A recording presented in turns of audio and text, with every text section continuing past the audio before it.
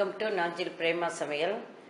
தேங்காய் நமக்கு ஒரு 15 நாள் கெட்டு போகாமல் எப்படி ஸ்டோர் பண்ணுறாங்கிறத நான் சொல்கிறேன். நான் ஒரு 3 தேங்காய் திருவி வச்சுருக்கேன். இது மாதிரி ஒரு பிளாஸ்டிக் கண்டெய்னர் எடுத்துக்காங்க.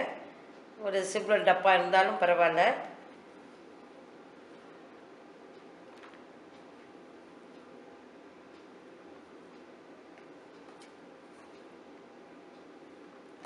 நம்ம ஃப்ரீயாக இருக்கிற டயத்தில் இதை மாதிரி நமக்கு தேங்காய் திருவி வச்சு நம்ம ஒரு ஸ்டோர் பண்ணி வச்சிட்டோன்னா நமக்கு இது ஒரு 10-20 நாளைக்கு நமக்கு நல்ல கெட்டு போகாமல் இருக்கும்.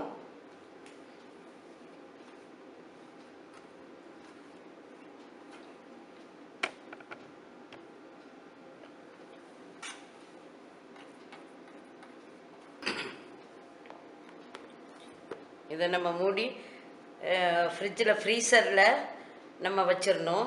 நம்ம வச்சுட்டு நமக்கு தேவைக்கு நம்ம அதை எடுத்து உடனே திரும்பவும் ஃப்ரீசர்லேயே வச்சிடணும்.